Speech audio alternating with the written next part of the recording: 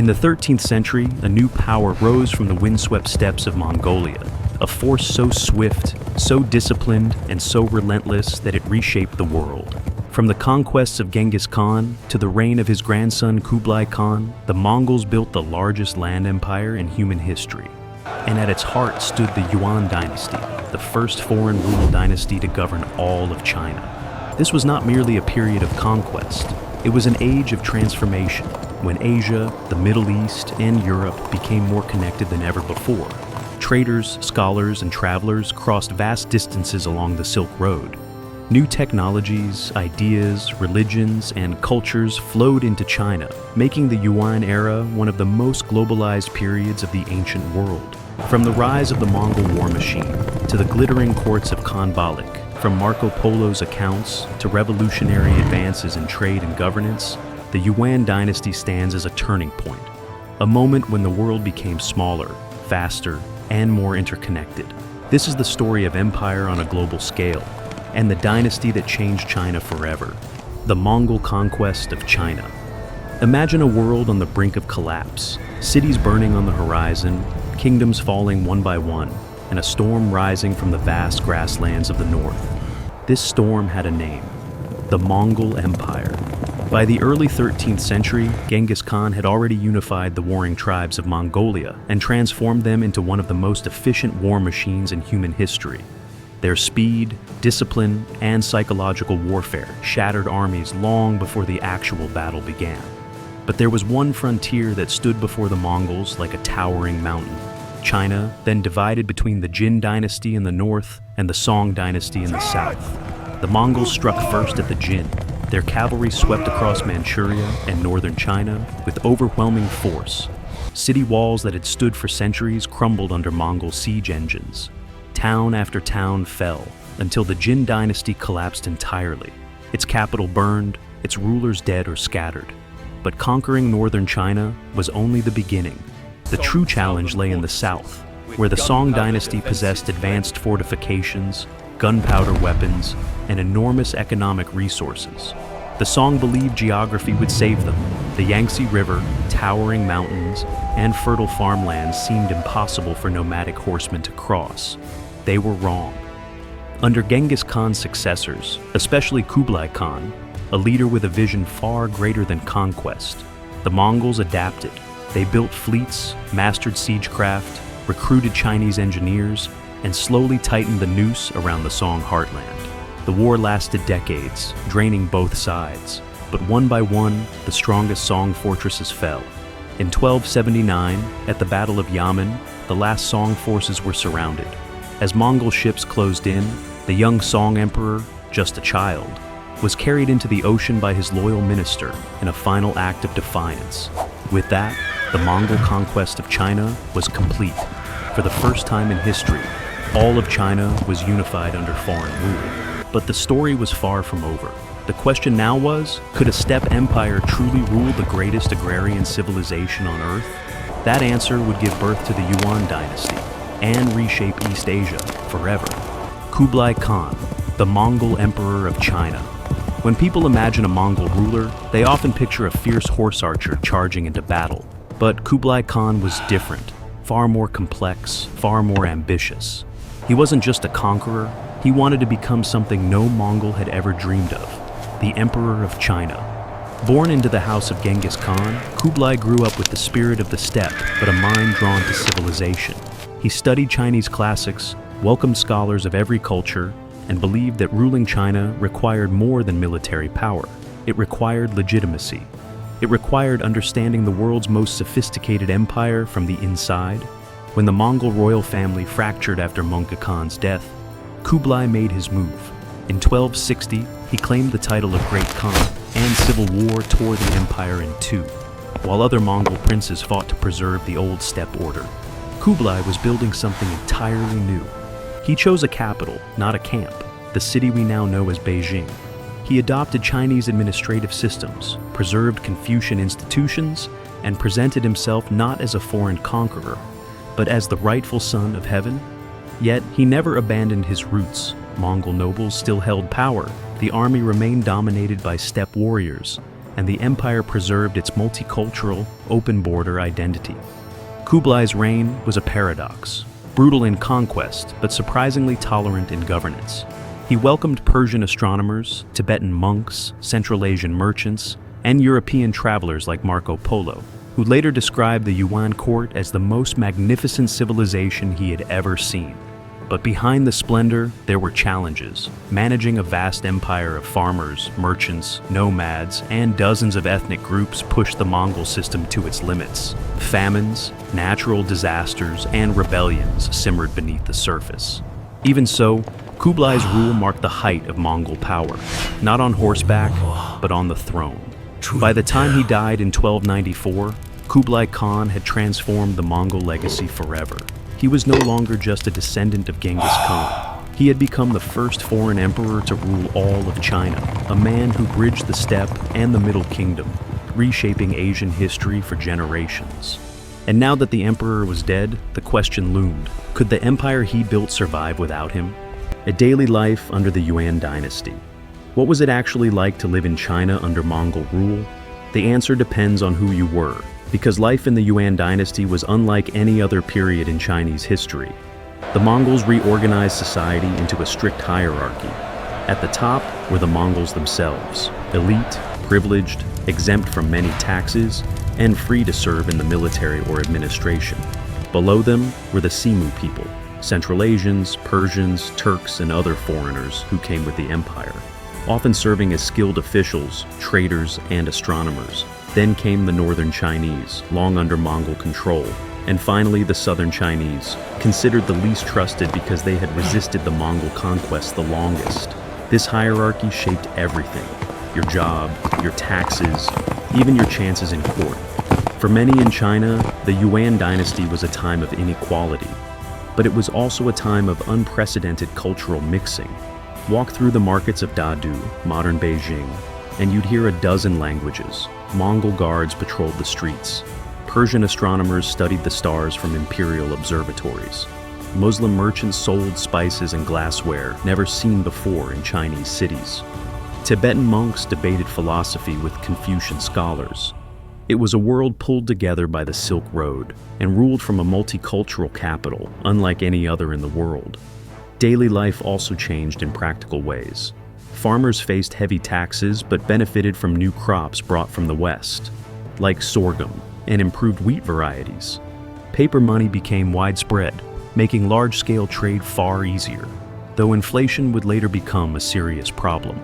Travelers could journey across the empire safely thanks to the Mongol Yam postal system, with rest stations stretching thousands of miles across Asia. For the first time in history, you could cross from Beijing to Persia or from Korea to Russia on a network protected by one single empire. Religion thrived under Mongol tolerance. Buddhist temples expanded. Islamic communities grew. Nestorian Christians practiced freely.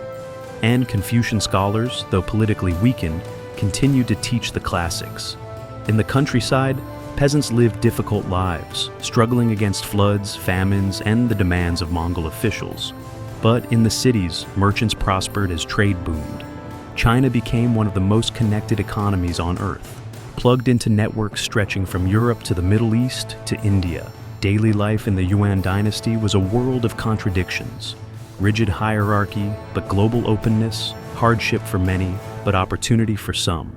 It was a moment when cultures collided, blended, and reshaped one another. And beneath it all, one question lingered. Could this fragile, diverse empire hold together? Or was collapse inevitable? Military power, the Mongol war machine. To understand the power of the Yuan Dynasty, you have to understand the force that created it. The Mongol war machine, the most feared military system of the medieval world. The Mongols didn't conquer China because they had bigger armies. They conquered it because they had better armies, faster, more disciplined, more coordinated, and more adaptable than anything the Chinese dynasties had ever faced. A Mongol soldier was forged from childhood. Boys learned to ride before they could walk. They trained with bows strong enough to fire arrows that could pierce armor at full gallop. And they fought on small, sturdy steppe horses that could travel astonishing distances, sometimes up to 100 miles per day. Mobility wasn't just an advantage, It was the core of Mongol warfare. Their tactics were revolutionary. They attacked in loose formations, not rigid lines. They feigned retreats to lure enemies into traps. They used smoke, drums, and signal flags to coordinate movements across massive battlefields. It was speed, precision, and psychological warfare, all at once. And when the Mongols reached China, they adapted.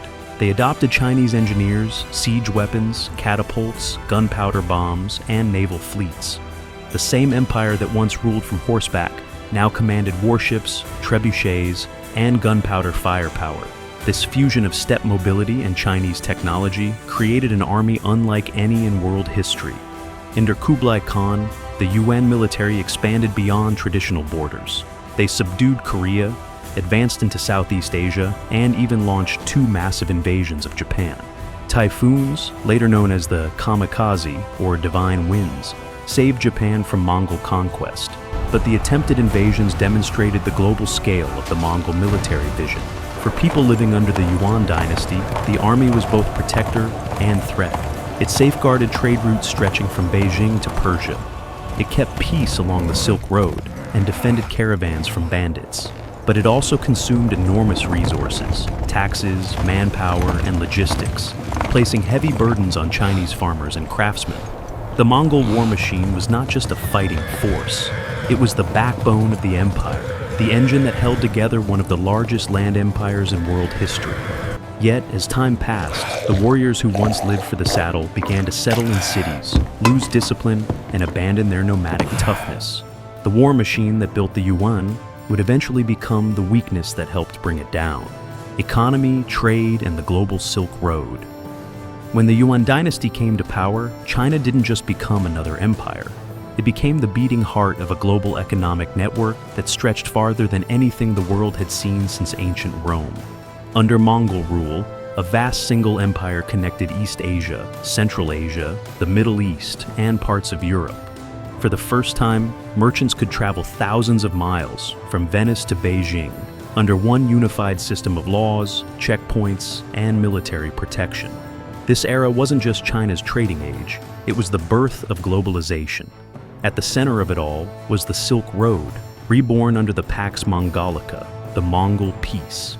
Caravans carried silk, porcelain, jade, spices, lacquerware, gunpowder, and advanced Chinese technologies westward.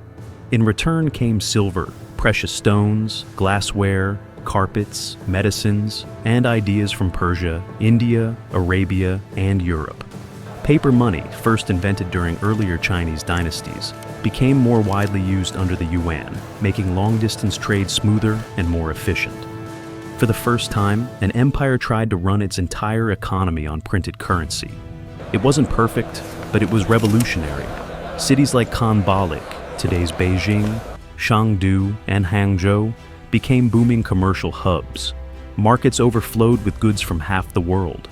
Persian astronomers, Arab doctors, Tibetan monks, Uyghur bureaucrats, and European travelers all walked the same streets. It was a world where cultures collided, blended, and transformed each other. This was also the period when Marco Polo traveled from Venice to China and later wrote about the astonishing wealth of the Yuan Empire. He described black stones that burned like wood, coal. He marveled at grand canals, bustling cities, and markets larger than anything in Europe. Whether his stories were embellished or not, they ignited Europe's imagination about the East, fueling centuries of exploration. But the Yuan economy also carried contradictions. Trade thrived, but agriculture often struggled under heavy taxation. Urban wealth grew, but rural hardship deepened. And as the empire expanded its economic ambitions, corruption and inflation crept in, weakening the financial foundations that supported Mongol power. Still, the legacy of the Yuan dynasty's global trade network is undeniable. It turned China into a crossroads of continents, a center of exchange not just of goods, but of science, religion, art, and technology.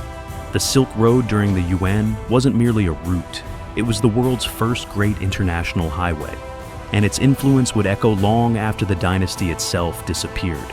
Science, technology, and cultural exchange. The Yuan dynasty was not only an age of conquest and commerce, It was an age of scientific innovation and unprecedented cultural exchange. Under Mongol rule, knowledge traveled across continents as freely as caravans on the Silk Road, creating a world where Chinese inventions met Persian astronomy, Arab medicine, Tibetan philosophy, and European curiosity.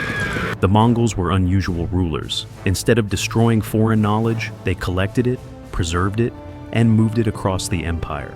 And China became one of the greatest beneficiaries.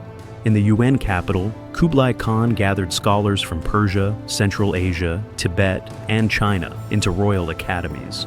Astronomers from the Islamic world, at the time some of the most advanced scientists on Earth, introduced new star charts, refined instruments, and more accurate calculations of planetary motion. Their knowledge helped Chinese scholars improve the calendar and deepen their understanding of the heavens. Medicine, too, flourished through cultural blending. Chinese herbal knowledge mixed with Persian surgical techniques and Arab medical texts. Doctors exchanged methods for diagnosing illness, crafting remedies, and even performing procedures unknown to earlier Chinese dynasties. Mathematics advanced as well. Persian mathematicians brought new approaches to algebra and geometry, while Chinese scholars developed improved methods for calculating pi, measuring land, and designing large-scale engineering projects. The Mongol Empire, with its vast communication network, allowed ideas to travel at a speed the ancient world had never experienced. But the Yuan Dynasty wasn't just importing knowledge, it was exporting it.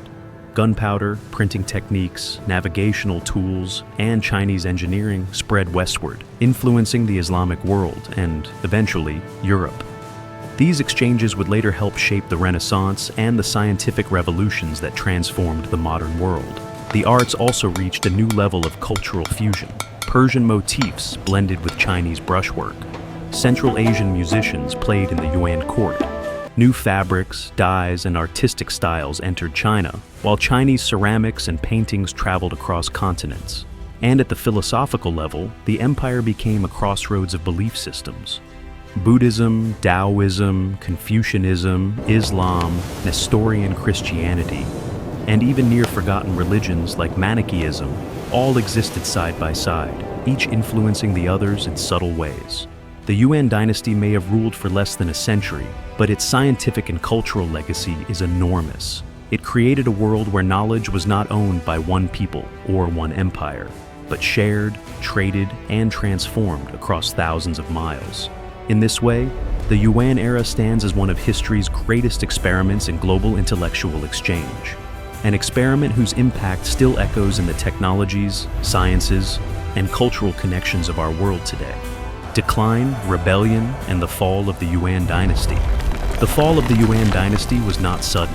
It was a slow unraveling, a century-long empire collapsing under its own weight. What the Mongols built through conquest and ambition began to fracture through corruption, famine, and the rising anger of the people they ruled. By the mid-1300s, the once mighty Yuan administration had grown bloated and inefficient. Many high officials no longer followed Kublai Khan's disciplined example. Corruption spread through every level of government, and heavy taxes placed a crushing burden on farmers, the backbone of China's economy. Climate change also played a role. Floods, droughts, plagues of locusts, and outbreaks of disease swept across the empire. Harvests failed, millions suffered, and as desperation spread, the government was unable, or unwilling, to help. The Mongol military, once unstoppable, began to weaken. Generals fought among themselves. Local warlords defied the court.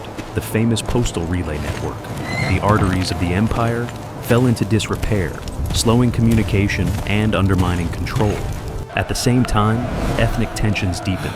Mongols occupied the top levels of society, while many Han Chinese felt excluded and oppressed. Resentment simmered, and soon it boiled over. This chaos set the stage for one of the most significant uprisings in Chinese history, the Red Turban Rebellion. What began as small, scattered protests transformed into a nationwide revolution. Peasant armies, secret societies, former officials, and desperate farmers rallied under red banners calling for the end of Mongol rule. City after city fell, and the Yuan government could no longer maintain control. Among the rebel leaders was Zhu Yuanzhang, a former monk who would rise to become the founding emperor of the Ming dynasty. He captured the capital, expelled the Mongols, and declared the birth of a new era. By 1368, the Yuan Dynasty had lost China. The remnants of the Mongol elite fled north, back to the steppe from which their ancestors had come. Their empire shattered, their legacy mixed with both brilliance and brutality. But the fall of the Yuan was not just the end of Mongol rule. It marked a turning point in world history.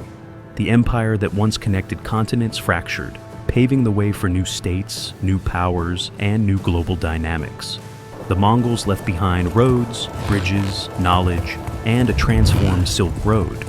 But the dream of a unified world under their command had come to an end. What rose from the ashes was the Ming Dynasty, and with it, a new vision for China's future. Legacy of the Mongol Empire in China. The Yuan Dynasty may have lasted less than a century, but its impact resonates through history. It united China under foreign rule for the first time, connected continents through trade, and transformed the Silk Road into a global highway of commerce, culture, and knowledge. The Mongols introduced new technologies, ideas, and art, blending Chinese traditions with Central Asian, Persian, and Islamic influences. They created a multicultural empire that, despite its challenges and eventual collapse, demonstrated the power of integration, communication, and global exchange. Though the Yuan fell and the Ming rose, the imprint of the Mongol Empire remained, in roads, in governance, in trade networks, and in the very concept of a China connected to the wider world.